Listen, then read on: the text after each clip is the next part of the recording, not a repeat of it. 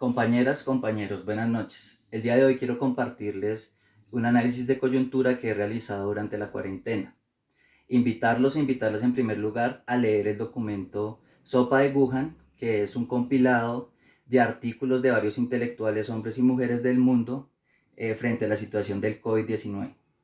Por ejemplo, Judith Butler nos plantea que de fondo está la situación de qué vidas valen la pena que vivan y cuáles no, y que en caso de que salga una vacuna y que Estados Unidos la logre comprar, a lo que vamos a asistir es a la muerte sistemática de hombres y mujeres del común, porque sus vidas no merecen ser vividas y porque de fondo también se encuentra el derecho a la salud universal como una agenda de lucha global. Entonces, en primer lugar, invitarlos a que revisen el documento, es muy interesante. Hay posturas idealistas, románticas, otras muy aterrizadas, otras muy sensatas. Y la idea es que también pues lo leamos para que tomemos posición como organizaciones sociales, como intelectuales, como maestros, como maestras.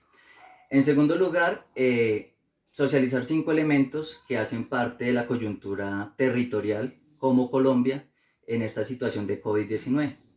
Entonces, en primer lugar, quiero señalar que la biopolítica es letal en nuestro país. Ya lo señalaba Foucault, eh, en términos de que el poder soberano intenta hacer vivir y dejar morir en la contemporaneidad. Pero en Colombia se trata de hacer morir y de dejar morir. Es decir, la biopolítica funciona de dos maneras.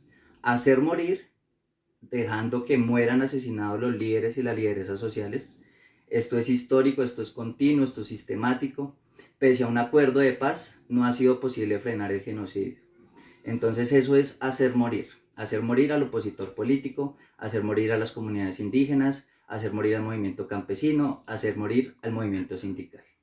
Y dejar morir a lo que vamos a asistir en este momento, que es que la gente del común, hombres y mujeres humildes, van a morir en un confinamiento porque no tienen alimentos o porque no pueden asistir a un hospital.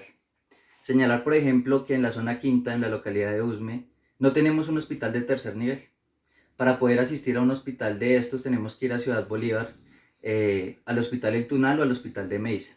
Y sin embargo, quieren hacer un albergue con comunidad migrante y con comunidad que vive de los pagadiarios en una localidad que ni siquiera tiene un hospital de tercer nivel. Por estas razones que las comunidades se han movilizado, no porque sean xenófobas o no porque no le hayan brindado apoyo a la población venezolana, sino sencillamente porque una deuda social histórica que no ha sido saldada para estos territorios y nos quieren agudizar aún más la crisis. Entonces el primer elemento es que la biopolítica en Colombia es letal. Nos hacen morir y nos dejan morir. El segundo elemento, que es una verdad, digamos, de apuño, es que el modelo económico no es viable. ¿Sí? Históricamente la humanidad ha pasado por muchas pandemias, pero el problema de fondo es cuál es el modelo económico, social, que tenemos para poder enfrentar una crisis de esa magnitud.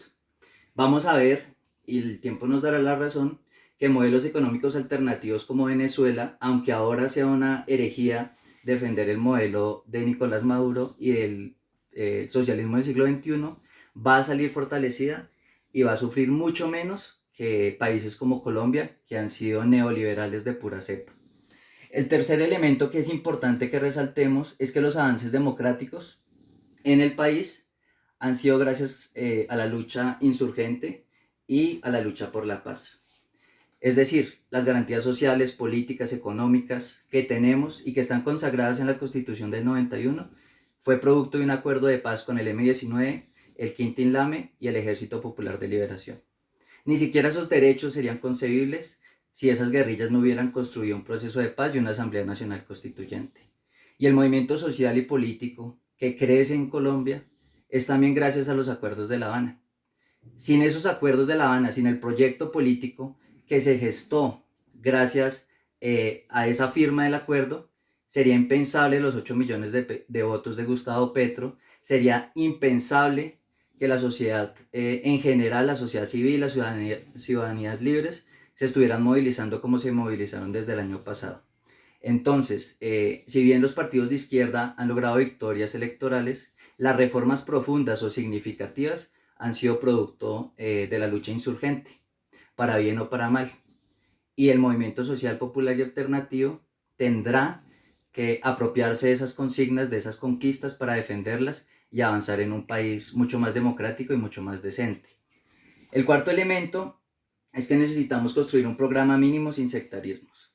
Es decir, el movimiento alternativo, liberal, progresista, verde de la Colombia humana solo no va a poder conquistar la presidencia o ser gobierno en este país.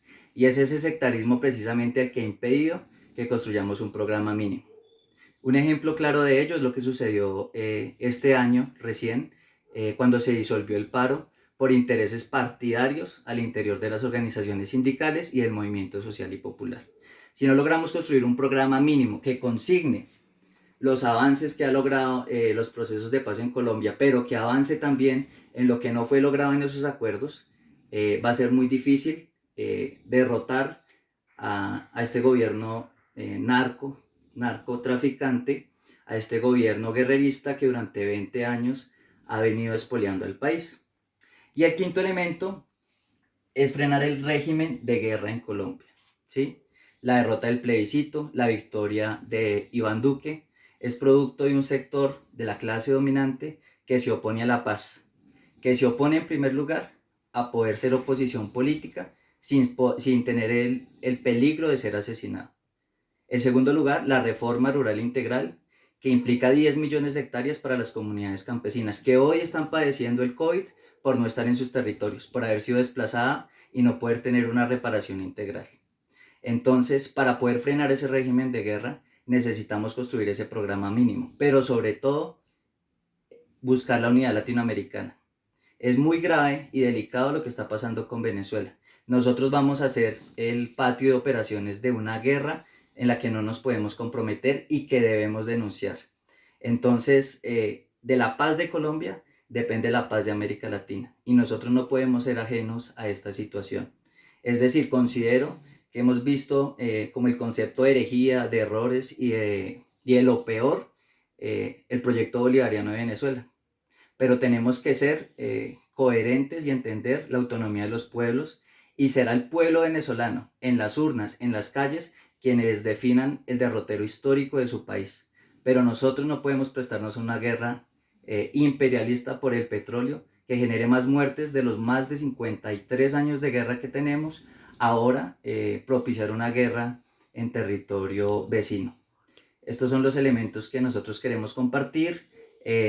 También ahí compartiré un artículo, digamos que de alguna manera recoge estos elementos y espero que sirva de alguna utilidad para los movimientos sociales, para el movimiento sindical, para el movimiento político. Y muchas gracias.